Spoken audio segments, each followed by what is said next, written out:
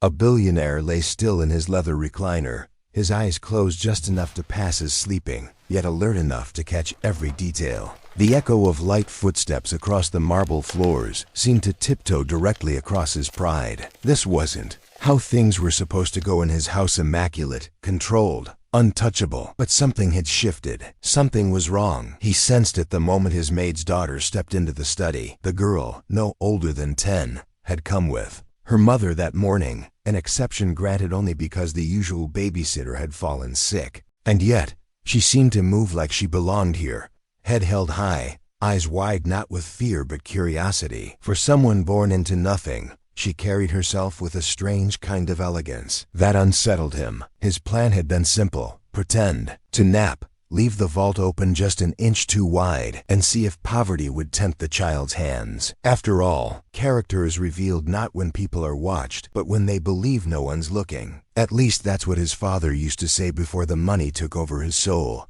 The billionaire was not cruel.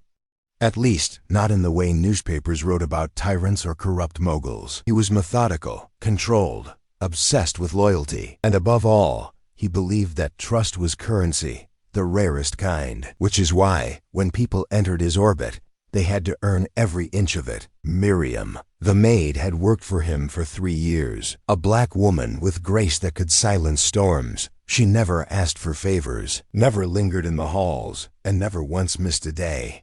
And yet, trust? That remained locked behind the same emotional vault as his fortune.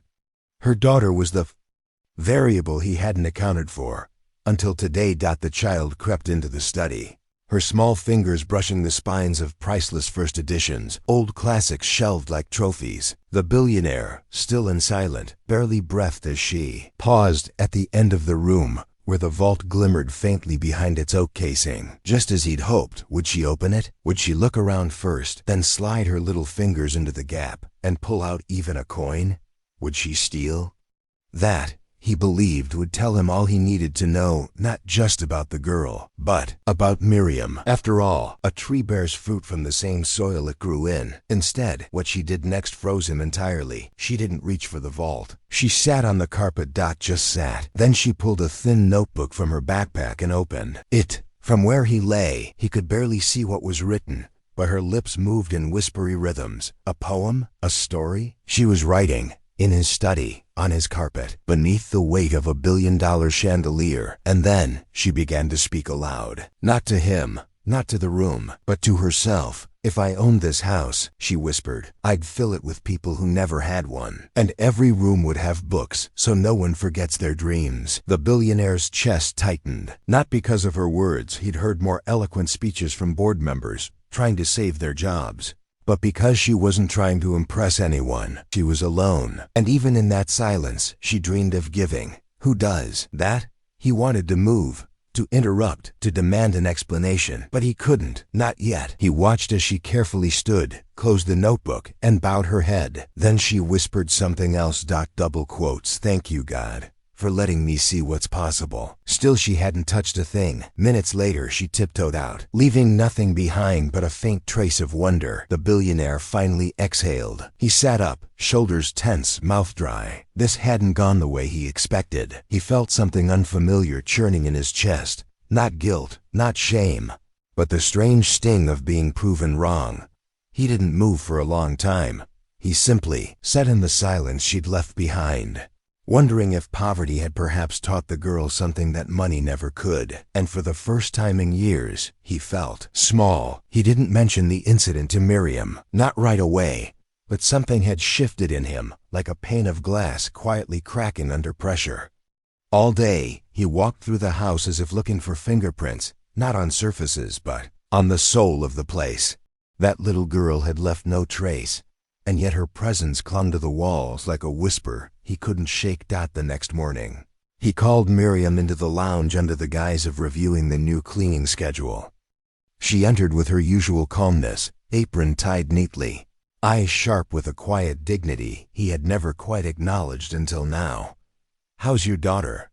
He asked, as if the question were casual. Miriam hesitated for just a breath, then answered, She's good, sir. Always writing something or reading something. Says the world's too loud, so she writes to understand it. That explained the notebook. He didn't press further. Instead, he nodded and waved her off, but not before noticing a slight tremble in her hand as she took the updated schedule. Had she sensed something? Later that day, the billionaire reviewed the security footage, not because he didn't believe what he'd seen with his own eyes, but because part of him needed confirmation. Maybe he'd misinterpreted it. Maybe it was a clever act. He watched the footage once, then again, and again. Each time, it was the same. The girl never touched a thing. Only sat, wrote, and left. Still, doubts gnawed at him. His world had never been built on trust.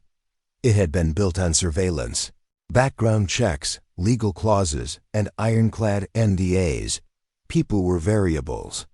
And variables were dangerous. So why was he hesitating? His discomfort grew the next week when a gold cufflink went missing from his bedroom dresser. Small, but noticeable. Custom made. He had dozens, sure, but this pair had been a gift from his late wife. Not sentimental, he didn't believe in sentiment, but still meaningful in the way that quiet absences sometimes are. He didn't panic. He didn't accuse. He simply checked the cameras. But oddly, the feed for that particular room that morning was corrupted static, jump cuts, and finally a complete blackout. And Miriam had been cleaning there that day. He stared at the flickering footage, heart-hardening. Coincidence? Or something more? Was it possible he'd been too quick to let his guard down? That night, he didn't sleep. He tossed in the darkness, the question spinning in his mind like a cruel riddle. Was Miriam innocent? Or simply good at teaching her child the art of restraint? The next morning, he requested a private investigator. Quiet, discreet, no paper trail. He wanted to know everything: background, debt, habits, friends, even school records for the girl. It wasn't cruelty. It was due diligence. In his world, trust wasn't given. It was extracted. Days passed. The maid worked as always, on time, precise, polite. The girl never returned. But the tension in the house grew dense, like dust that refused to be swept away. Then came the file. He opened the investigator's report, expecting the usual mess: unpaid bills, sketchy relatives, maybe even a sealed court record. Instead, it read like a tribute. Miriam had once been a schoolteacher, laid off during district cuts. Her husband, a mechanic, had died in a roadside accident 4 years ago. Since then, she'd worked 2 jobs to support her daughter. Clean record, no debts, no dark corners. The girl, top of her class, talented in literature, won a local poetry contest last spring. Teachers described her as brilliant, quiet, and unusually empathetic. There it was again, that word, empathetic. He folded the report shut and stared out the window for a long time. The city skyline blinked back at him like an indifferent god. Something in him wanted to let it go, to trust, to believe in the innocence of that girl and the integrity of her mother. But just as he resolved to do so, his assistant knocked. "Sir," she said hesitantly. "We found the cufflink." He looked up. It was in the laundry vent. Must have rolled off the dresser and gotten stuck when the filters were changed. He said nothing for a long time, just nodded slowly as the heat crept into his face. Not from anger, from shame. He had been ready to destroy a woman's livelihood and a child's future over an assumption, a misplaced accessory, a corrupted feed, and he had spied on them. It would have been so easy to sweep it under the rug. No one knew, no confrontation needed. Just move on. But his chest burned with a deeper question. What kind of man plans a trap for a child, and then doubts her even after she passes it? That night, he reopened the notebook his late wife had once gifted him, a journal for reflection. He hadn't written in it for years. He flipped to a blank page and scribbled something that surprised even him. Sometimes the poorest people carry the richest truths. The next morning, Miriam arrived as always, her posture proud, her presence humble. But he had a plan, one she would never see coming. The morning air smelled like fresh polish and roasted espresso, but beneath the luxury lingered something else: nerves. Miriam didn't show it. She never did. Her footsteps across the marble tiles remained as measured as ever, her apron crisp, her hair neatly pulled back. But inside, her heart was a drum steady, but loud dot. She had sensed a shift in the house. Not hostility exactly. Not yet, but watchfulness.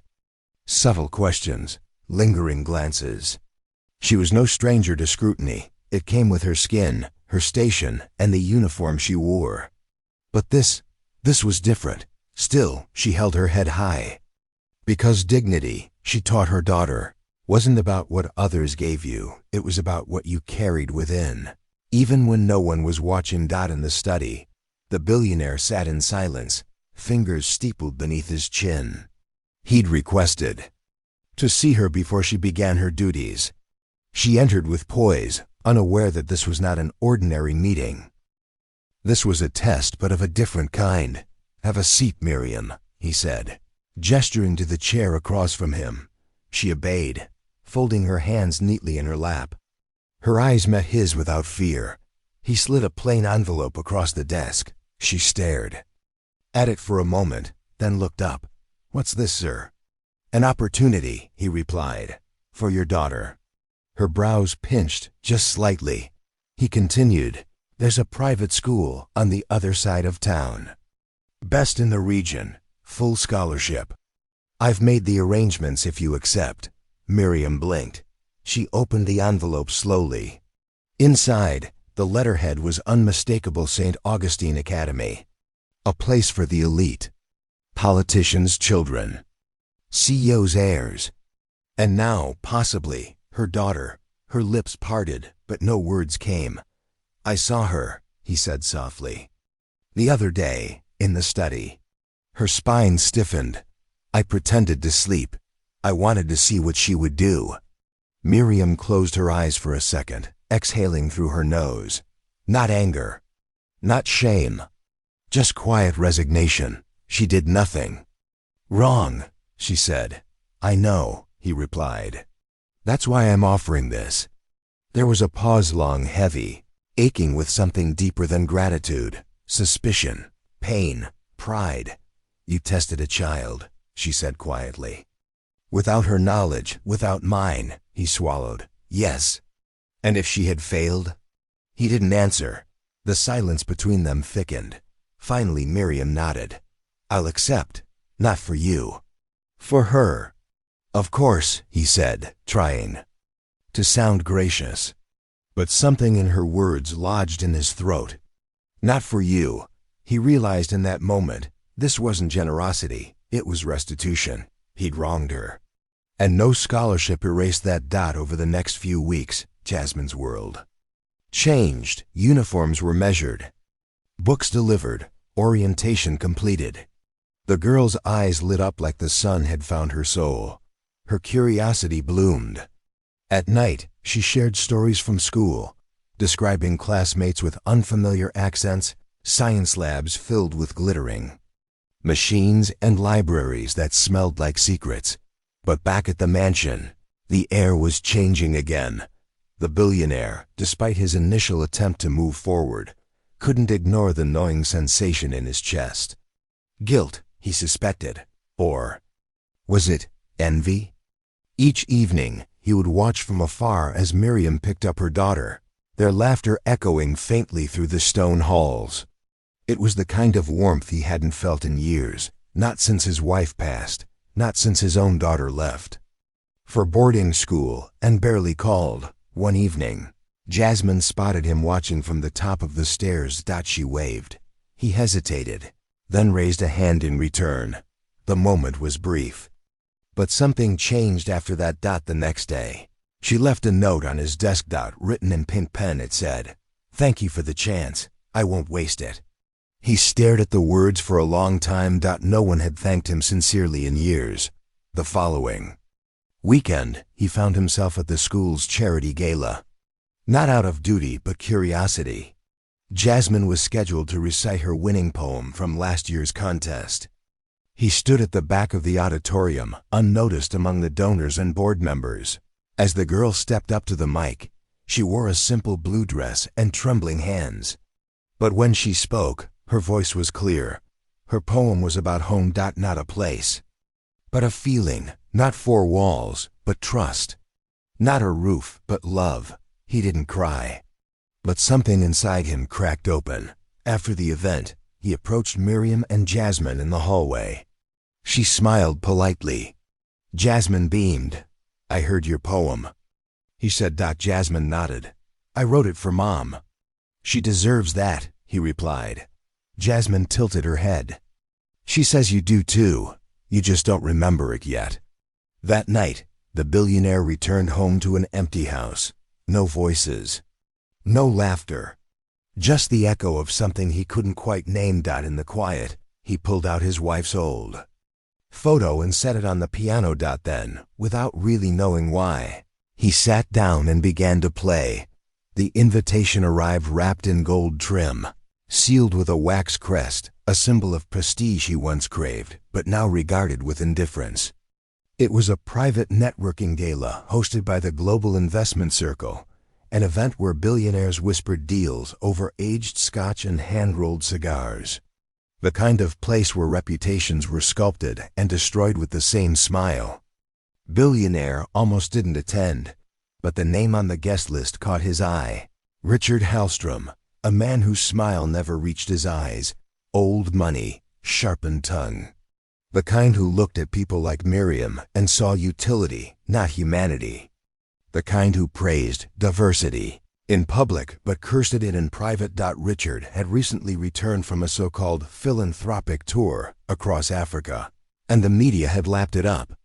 Now he'd set his sights on building a chain of elite schools for promising children in disadvantaged communities. He claimed it sounded noble, but the billionaire knew better. He'd heard the rumors: unqualified teachers, predatory contracts, hidden fees disguised as development donations. He also knew that Miriam had been invited to a prospective parent meeting hosted by the Hallstrom Foundation, which Jasmine was now being considered for. This was the dilemma: stay silent or intervene. Support Miriam's dream of giving her daughter the best, or warn her that the dream might be poisoned. That evening at the gala, the air was thick with cologne and cunning. He spotted Richard immediately holding court in a corner, swirling a drink, laughing just a little too loudly. When their eyes met, Richard grinned. "Well, if it isn't the reclusive monarch himself," he said. "You never show up anymore. Miss the limelight?" "I miss honesty," the billionaire replied, sipping his drink. Richard's smile thinned. "Still brooding over that charity board you quit? You mean the one that funneled funds into offshore shell companies? No, I'm good." "Come. Now," Richard chuckled. "We all bend the rules. The trick is not to break them." He wanted to speak plainly, to tell this man exactly what he thought of him, to name every unethical practice he'd covered up with PR and charm. But it wasn't the right time. Not yet. Instead, he baited him. "I heard you're branching into education." Richard lit up. "Indeed. Finally giving back, you know. These underprivileged kids. They're hungry for a taste of excellence. And frankly, who better to provide it than someone who's lived it?" "You mean exploited it," the billionaire said calmly. Richard raised a brow. "Touchy. What's your selection process?" "Oh, we filter carefully. Background checks, parental involvement, behavioral screening. Can't let charity become chaos. And if the child's brilliant, but the parents inconvenient?" Richard's smile turned icy. "Then the child learns early that life isn't fair." The billionaire clenched his glass. That was the final confirmation. Richard didn't want to uplift, he wanted control. Kids like Jasmine wouldn't be nurtured. They'd be groomed to serve his legacy. The next morning, the billionaire summoned Miriam. He didn't sit behind his desk this time. He met her standing. "I need to speak to you about the Hallstrom Foundation," he said. She stiffened. "Did Jasmine not pass their screening?" She did. That's not the issue. Then what is? He hesitated. Do you trust me? She narrowed her eyes. I trust what I see, not what I'm told. Good, he replied. Then hear this. Richard Hallstrom is not who he pretends to be. His schools look elite, but they're predatory. They strip families of savings, tie students into service contracts, and use success stories as branding, not transformation. Miriam's throat tightened, but they offered Jasmine a full ride. And that ride ends in chains, he said. I know this world, Miriam. I helped build it.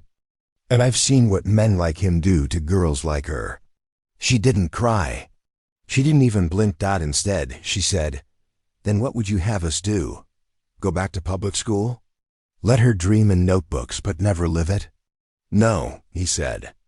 I want her to thrive, but not at that cost. Then help me, she said quietly. Not with charity, with commitment. He paused. That word again. Commitment. He nodded slowly. Then we'll build something better. From that day, the mansion became more than just polished floors and antique books. It became a lab of ideas. A space where Jasmine could dream loudly, where tutors came not to lecture, but to listen. Where Miriam wasn't a maid, but a mother with a voice in her daughter's future. And the billionaire? He began to change too. He shortened board meetings. He asked new questions. He started a foundation, not in his name, but in his wife's. A fund for overlooked brilliance. One that prioritized humility, empathy, and untapped potential. Richard Hallstrom tried to interfere, of course. Leaked stories. Corporate sabotage. Whispers about the billionaire losing his mind. But it didn't work, because something stronger than reputation had taken root. Redemption. And it was blooming in the heart of his home. The cameras clicked like a hailstorm as the Blacktown car pulled up to the red brick auditorium. The press had gathered outside the launch of the Marigold Institute, a new educational center funded by the Billionaires Foundation. They expected opulence, celebrity endorsements, ribbon cuttings. What they didn't expect was the billionaire stepping out of the car, with a young black girl holding his hand and her mother walking proudly beside them. Jasmine wore her school uniform, not a designer dress. Miriam wore her dignity like armor. And the billionaire? He looked lighter, as if shedding years of emotional stone with every step toward the stage. Inside the auditorium, the air shimmered with possibility. This was not just another charity stunt. This was a declaration, a blueprint for something different. The crowd hushed as the billionaire approached the podium. He didn't open with statistics or corporate slogans. He opened with a story. I once believed success was about keeping people out, about locking the doors behind you once you'd made it to the top. But one child reminded me that real wealth isn't in what we keep. It's in what we share. He gestured toward Jasmine, seated in the front row. She didn't know I was watching. And in that moment, her honesty, her grace, her quiet strength, they changed me. Because I realized that character doesn't come from privilege. It reveals itself in silence, in stillness, in the absence of witnesses. The room was silent. He continued, This school is not just a building. It's a promise. That brilliance should never be buried by circumstance. That the color of your skin or the balance of your mother's bank account should not determine the size of your dreams. Cameras flashed again. This time not for spectacle, but for history. When he stepped down from the stage, he didn't head to the VIP lounge or the press booth. He walked straight to Miriam and Jasmine. Thank you, he said, for seeing me before I ever saw you. Miriam nodded. We all wear masks. Some are just more expensive. He laughed. Not a forced business lunch chuckle, but a real laugh. Deep, human. Jasmine took his hand again. Can I show you my new poem? She asked. He smiled. Only if I can read it out loud. They found a quiet room. No press, no performance. Just the three of them. Jasmine opened her notebook. She had titled it, "The House with No Locks." As he read her words about open doors, second chances, and light seeping into dark places, he felt something lift inside him. Not guilt, not even redemption. Something simpler. Peace. Later that night, back at the mansion, he passed the old vault again. The one he once left open to bait a child. He ran his fingers along its edge. And then, for the first time in years, he locked it. Not to keep something in, but because he finally had something more valuable outside its walls. In the hallway, Miriam's laughter echoed from the kitchen as Jasmine described her first science experiment gone wrong. Something about vinegar, baking soda, and an explosion of blue foam. The billionaire smiled as he listened. This was no longer a house of silence and suspicion. It was becoming a home. He sat down at the piano again, the same place he used to sit in mourning. This time he played something soft, new, hopeful.